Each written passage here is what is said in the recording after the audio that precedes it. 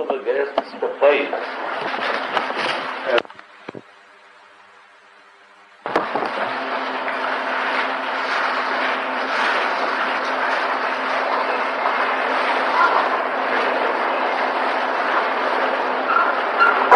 You are all aware that before June, that means April 93, we were on book 3. Do you remember? Or you don't even remember something? And then I stopped till today. And in the meantime, I have given you a few notes. Maybe July, August, October, November, something like that. Or December.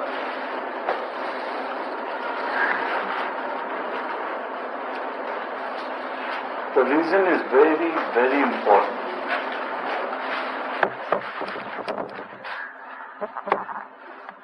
Till book 2,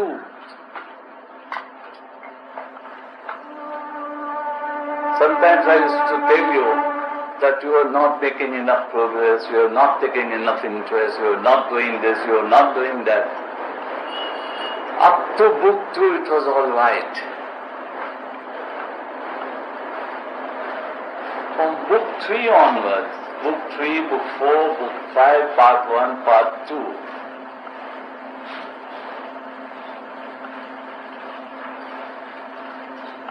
the subject becomes very difficult.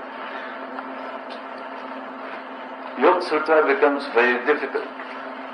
So difficult that it will sound only a spiritual fiction. Understand me? From book 3 onwards, it will sound as spiritual fiction. What you can't see, what you can't experience, therefore is fiction.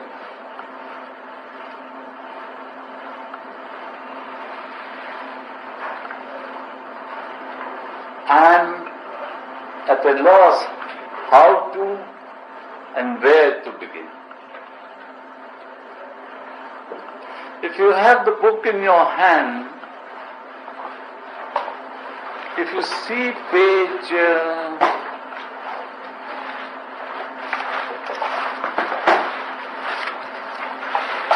31, if you see page 31, it is the beginning of book 2. If you see the book, page 31, there is a quotation because it is the beginning of book 2. It reads very simply, how long will you tread the circling tracks of mind around your little self and petty things? Not for when repetitions were you built out of immortal substance you were made. This is a part of philosophy we all know. We know there is a divine fragment within, we know there is an Atma, that we are not mere human beings, all nonsense we know.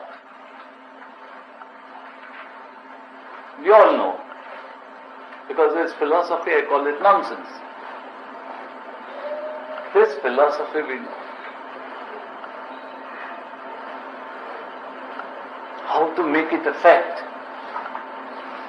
How to make it effect is what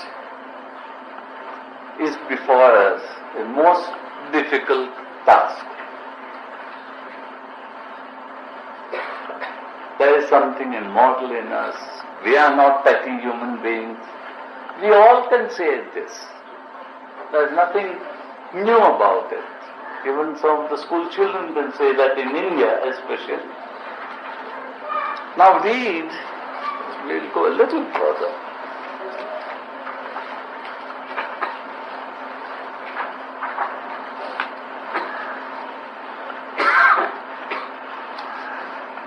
We go to page 45.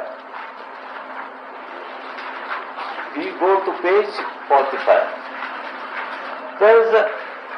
There is a quotation which shows book 3 begins.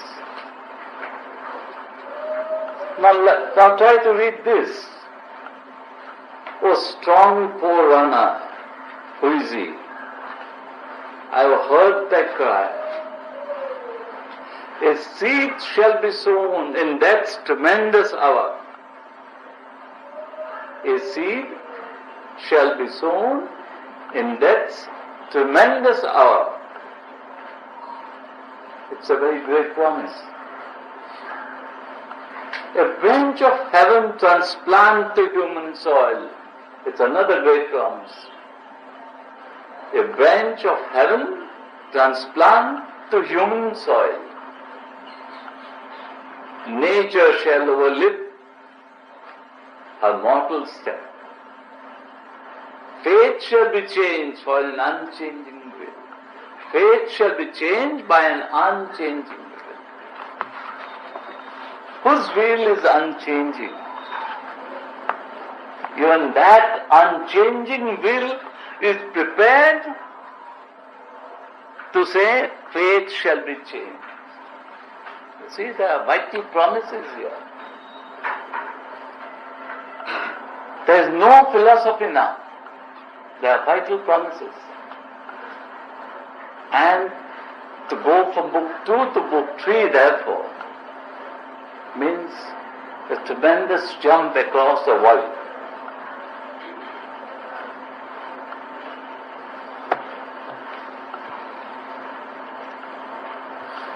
There are two methods of approach.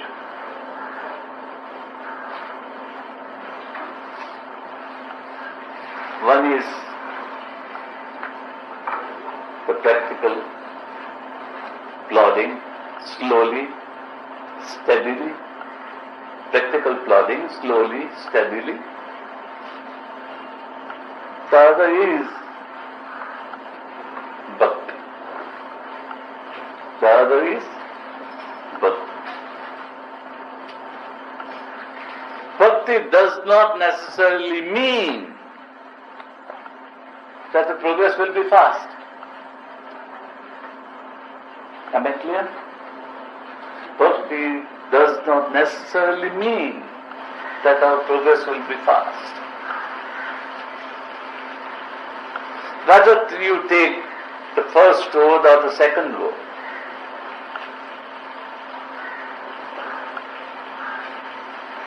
the most important thing that should happen to each one of you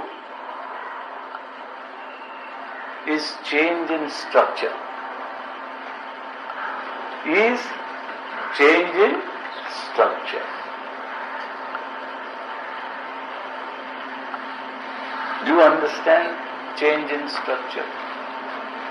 I have been talking enough about it. You must be understanding when I say the most important thing that is needed is change in structure.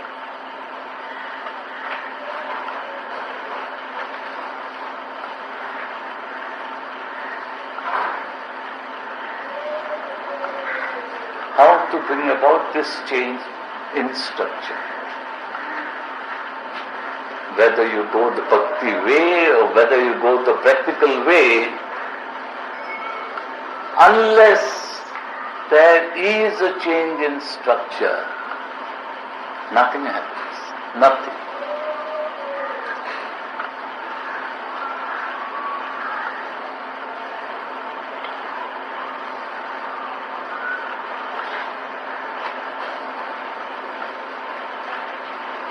You see, the human brain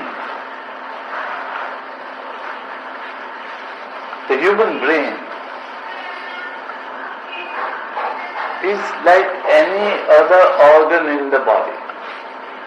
The human brain is like any other organ in the body. It's an organ.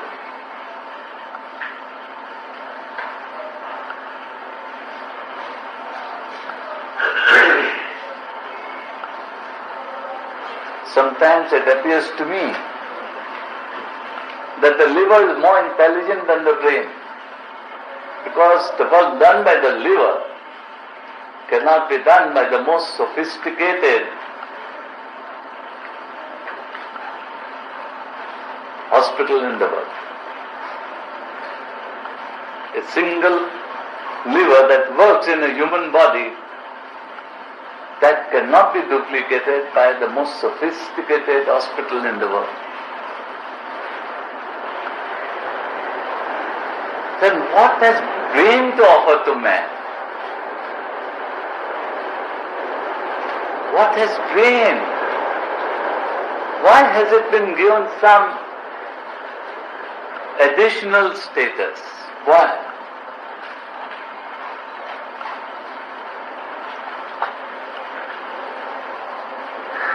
The brain is an organ like any other organ up to 2 millimeters from the surface. The brain is an organ like any other organ in the body up to 2 millimeters from the surface. After that, nobody knows what it is. Lower than 2 millimeters, no one knows what it is. At least modern science so far does not know. The rishis, the yogis, they did everything to go deeper.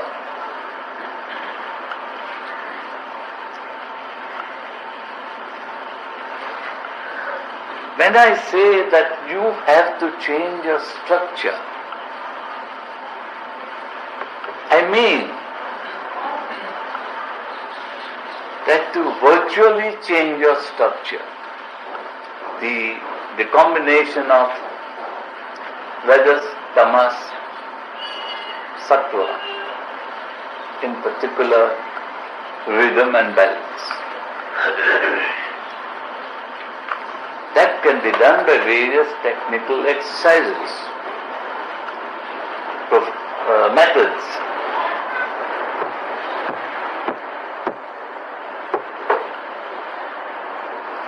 Then comes the important part. Sinking below the 2 millimeter level of the brain, below the surface of the brain.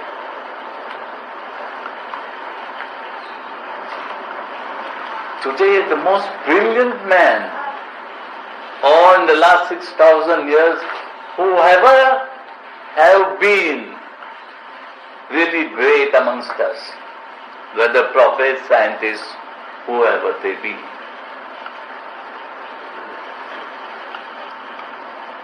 have by chance, by mistake, by design, by practice, by method, by prayer, by any reason, have gone 1 or 2 millimeters below the surface.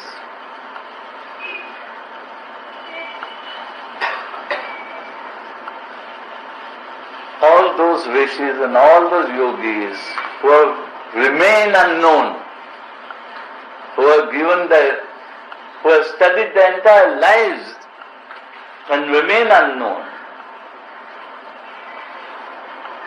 they have left certain methods. They have left certain methods so that we can consciously go by a millimeter or two, go down by a millimeter or two.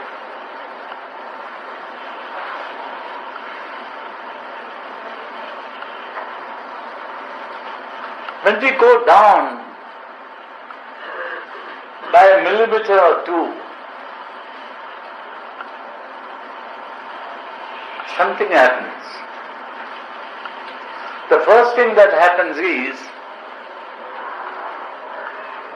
all that you know, all that you have learned, all your knowledge, all your worldly ability cannot be made use of.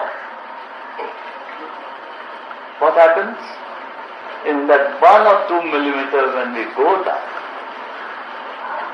we find that all our knowledge, all our wisdom, all our activity, all our ability and possibilities don't work.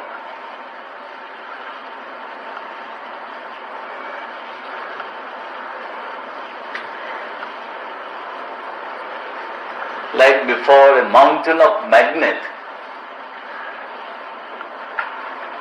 a ship's compass and other things won't work. There is a certain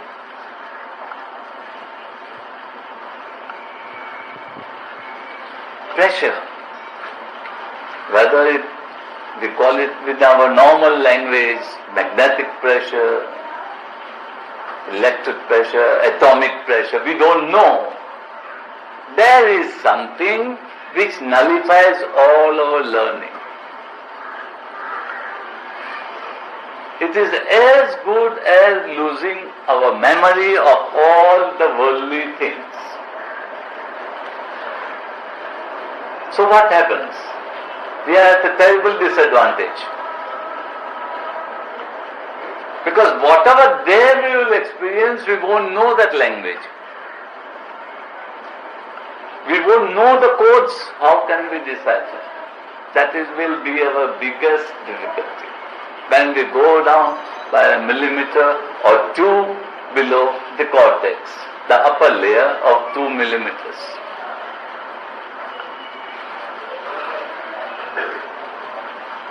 Whatever then will happen is described in book 3.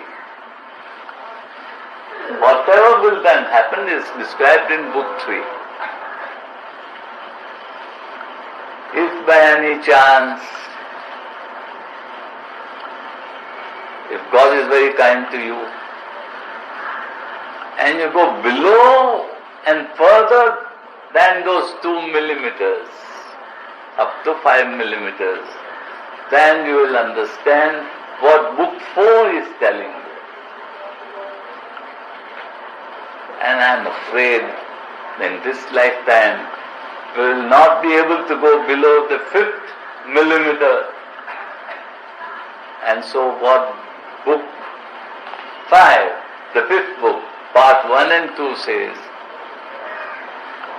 will not be normally understood.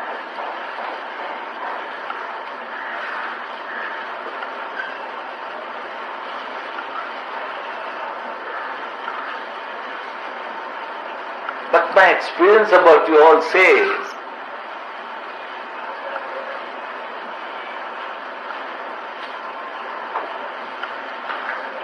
that you are all not ready for book 2.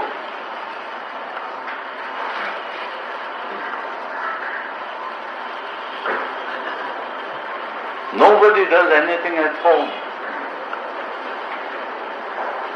So most of us are not ready for book 2.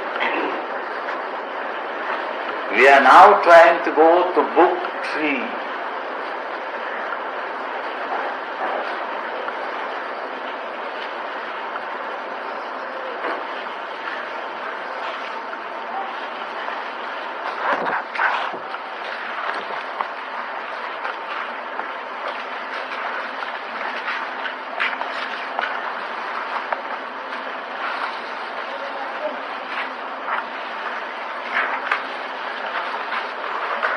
If you have the book, go to page 207. Page 207.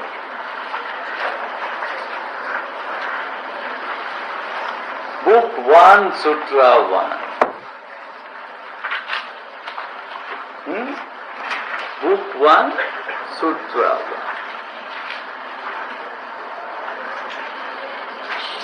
Para 2.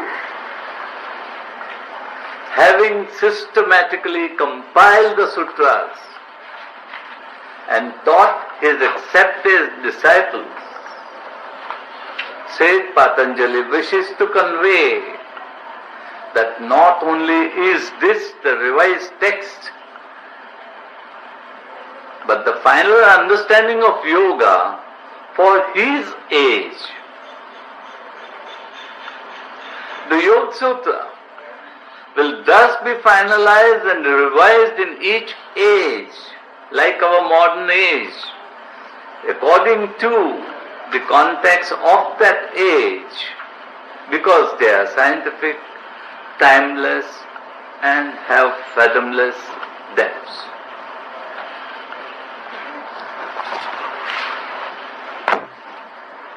Now actually the sutras begin. In book 3, the sutras begin.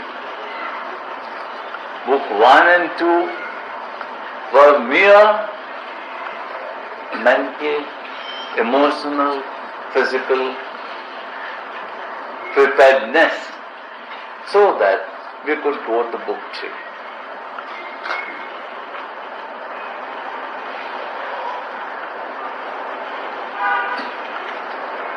For your own sake, I would like to once again tell you before I take up book 3.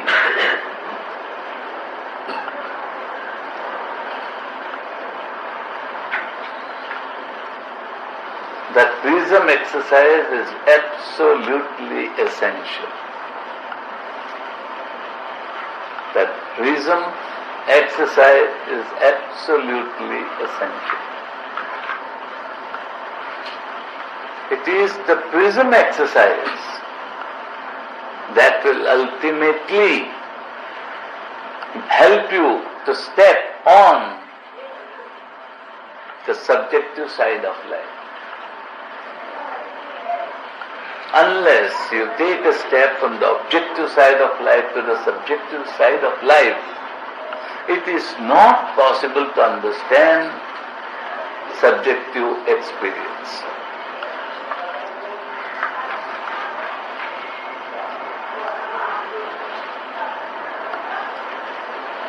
Amongst the other physical exercises, so-called physical exercises, the one we are practicing here, pulling the lower abdomen. You remember? Yes. Pulling the lower abdomen, keeping it in, tight in, and then breathing it from here, from top of the chest. Do you remember? Have you done? Some of you with me here? Some of you who are here have done with me. Others have not, but some have done with me. This is the most vital exercise. When I was in Mysore, there I named this, in Madhapur I named it Rajan Rhythm. In Mysore I named it the Gold Nugget. And a few days ago that I was in Rajkot, I said it opens the doors of God, or opens the doors to God. It is your first step on the subjective aspect of it.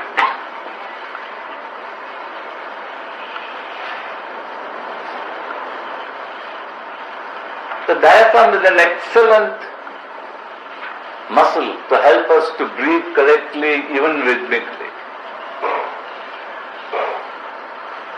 But its complementary aspect is the perineum. And therefore this exercise at the perineum is extremely important. Because the day when you will put your first step on the subjective path, you will be at the perineum.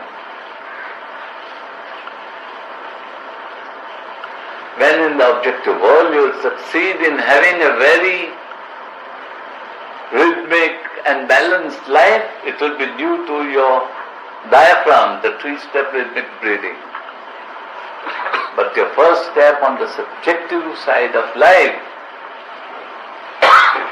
is when your perineum will guide you.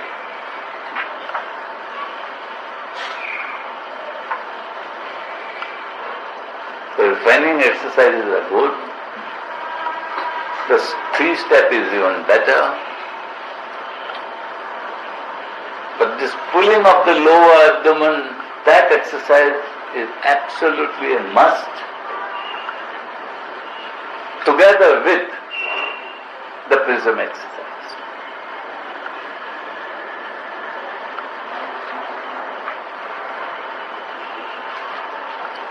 You are, as I am, householders. We have our commitments in the objective world. We have to live in this objective world. We have no time by way of hours to do many Hatha Yoga exercises. Keeping everything in mind, I have therefore given you prism for 5 minutes and this lower abdomen exercise for maximum 2 minutes. If you value your subjective side of life, if you want to put your first step on the subjective side of life,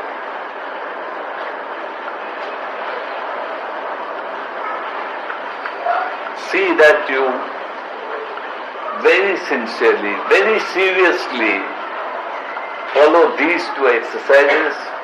Of course, the 3-step and the refining are very much needed also. But these 2 give you a life for these 2 exercises. Because unless a little change takes place inside of you, nothing will go, nothing.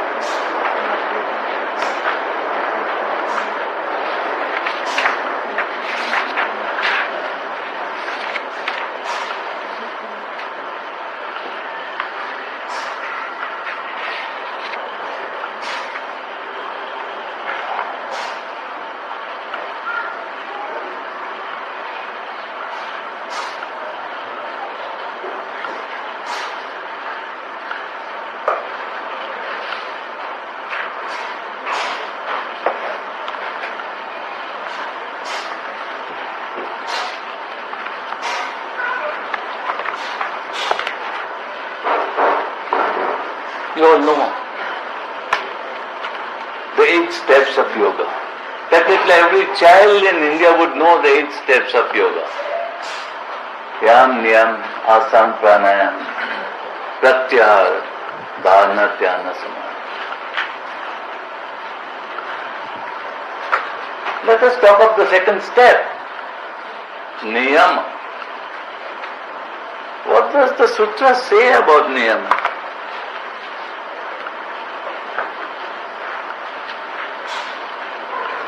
The yoga of action leading to union with the soul is fiery aspiration, spiritual reading and devotion to Ishvara. It means nothing, absolutely. It has no meaning for us. It has practically no meaning for us. And we stop at niyam. And there is no possibility for us to even think about dharana, dhyana, samadhi or pratyahara. See what is required of you. Fiery aspiration.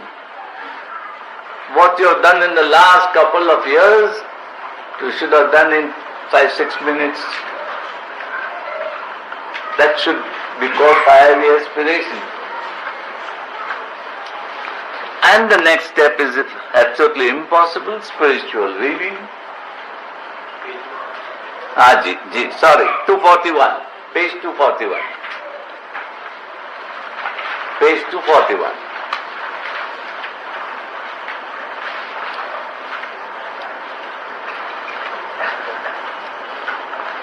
And finally, devotion to Ishvara. These are vague words for us at this stage of our life. All three are absolutely vague words because we have done nothing to put our first step on the subjective side of life.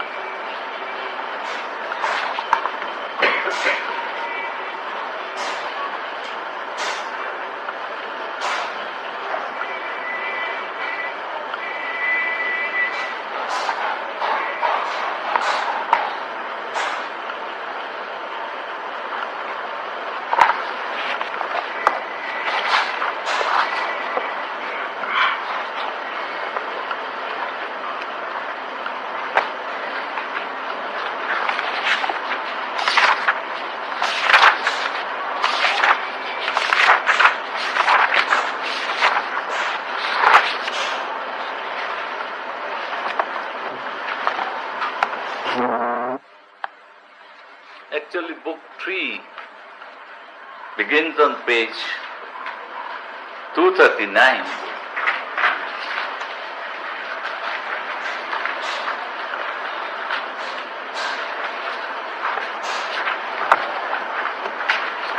It begins on page 239.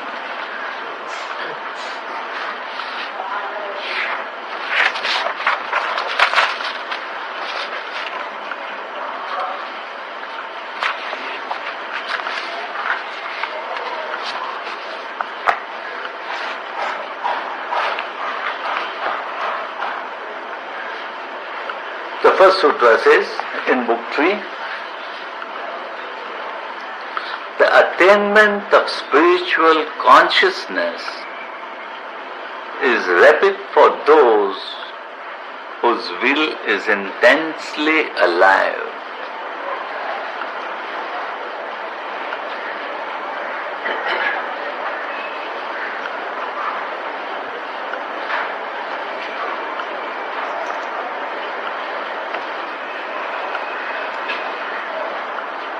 What is spiritual consciousness?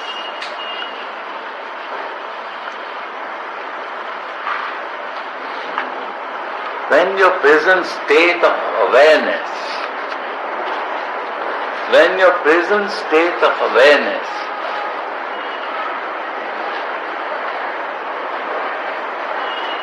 is improved,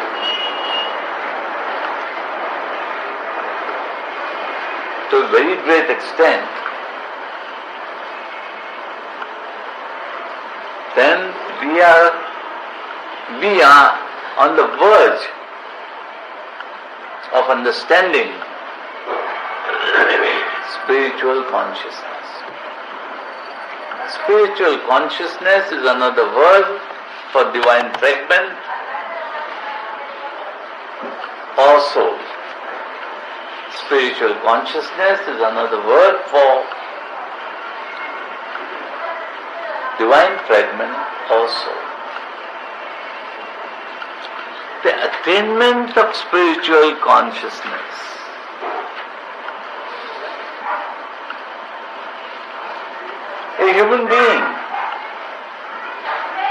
a human being minus the spiritual consciousness.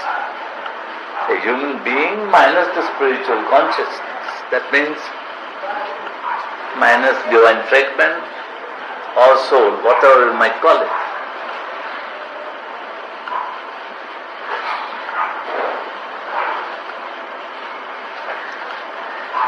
That means this body. It can never attain to the state of spiritual consciousness.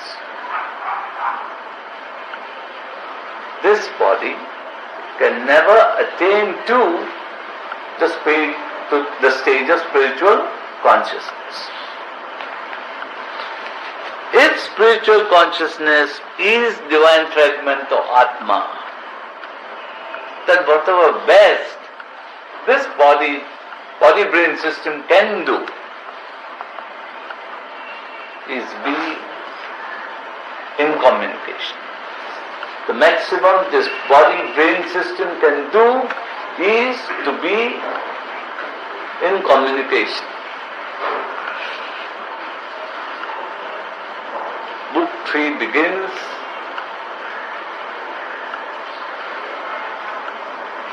with a caution.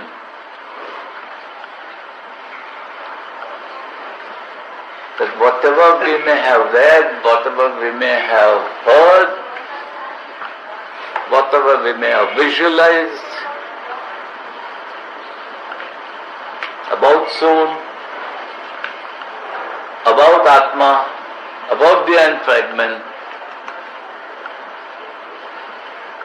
we can set aside because all this has been hearsay and not experience.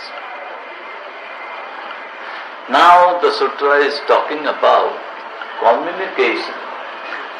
Communication with divine fragment. If this body-brain system can put up communication with the divine fragment, with the spiritual consciousness within, then we can go further with book 3.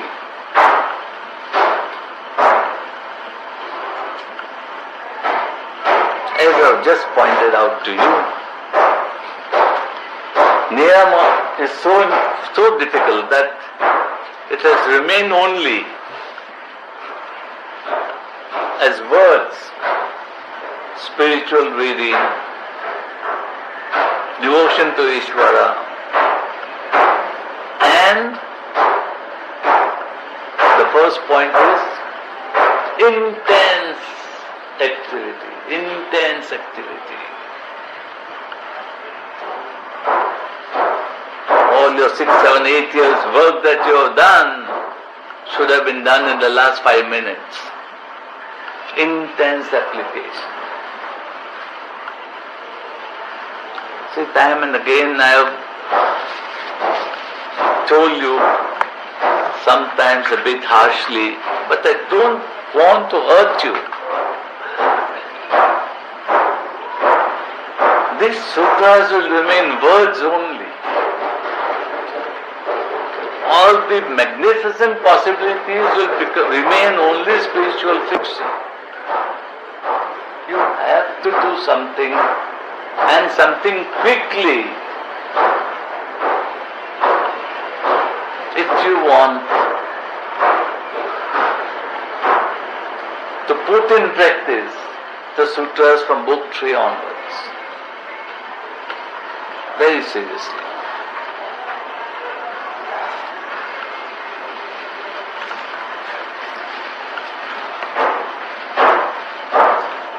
The sutra points out to those who begin yoga from a very early and tender age.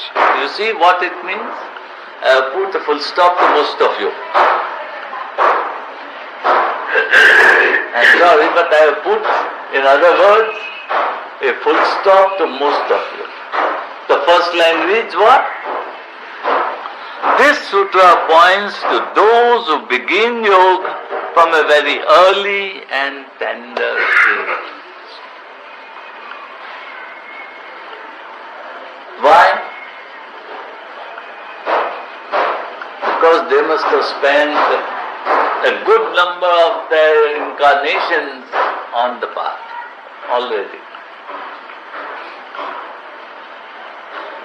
Then only they can begin yoga at a very tender age. If you have to compensate this and begin at 30, 40, 50, 60, can you imagine what more you have to put in?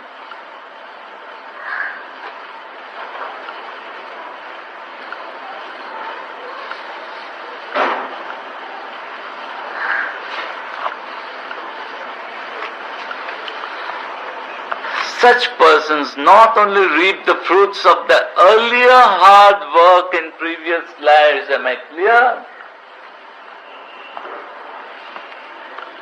Such persons not only reap the fruits of the earlier hard work in previous lives, but are intent and serious to reach moksha in this.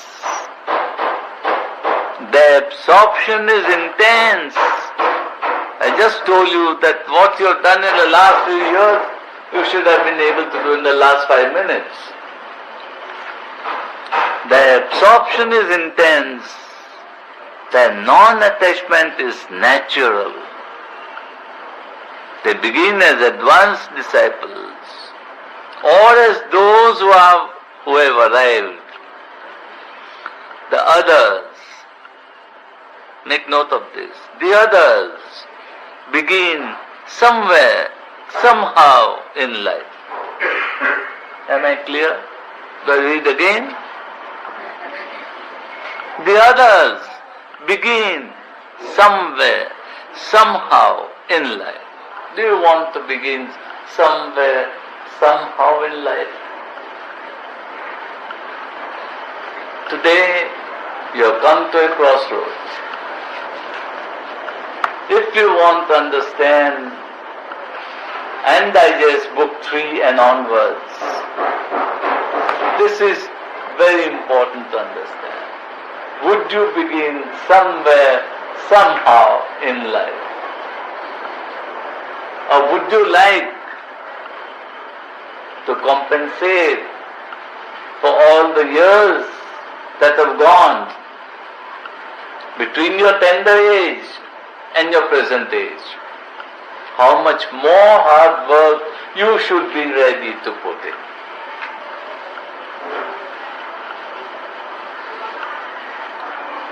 If some of you think, I will take the bhakti path, okay, take it.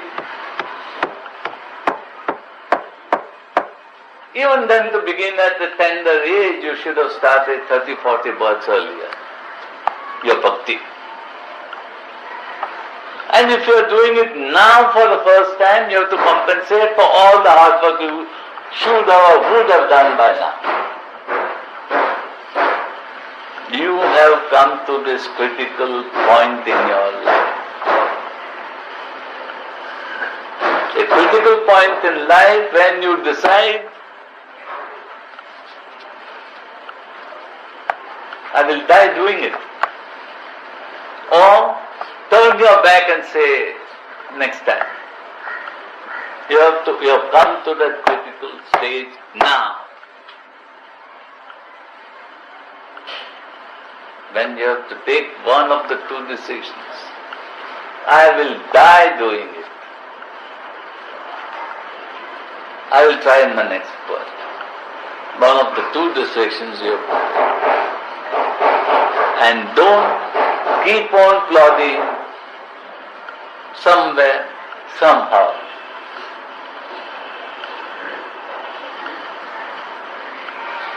I am not here to discourage you. Neither I want to encourage you unnecessarily. You have to learn the technique of walking on thin ice without falling. This is the critical thing. So for your sake and my sake, make your decision.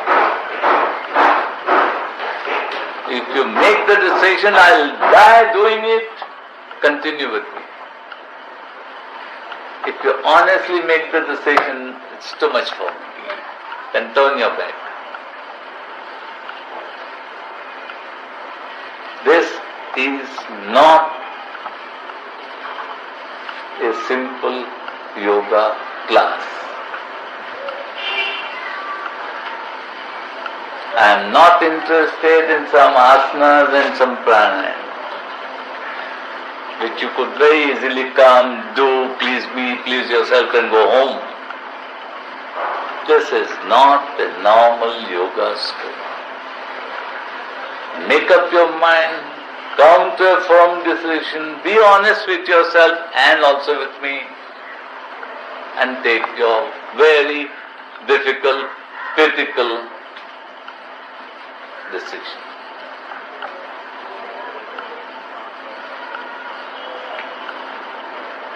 I'm not asking you to tell me now what your decision is.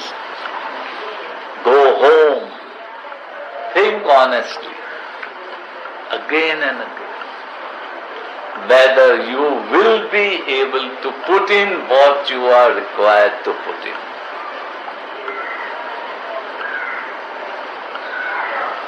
Your sixth refining, your 3-step rhythmic breathing,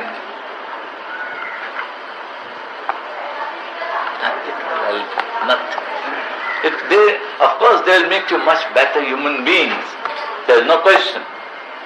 The 3-step rhythmic breathing and the 6 refining exercises by themselves will make you very fine, suitable human beings. If you decide in your next birth to start early. But it is not enough here. It is like a folk of friendship small plane trying to go into space. It will go 12,000 feet, it will fly at 15,000 feet, and it will come down.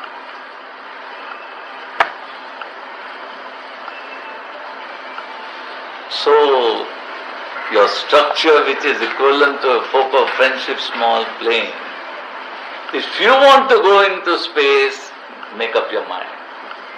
Make up your mind. Whether you will be content to fly from here to there, or you would like to go into space. That critical final decision you take at home.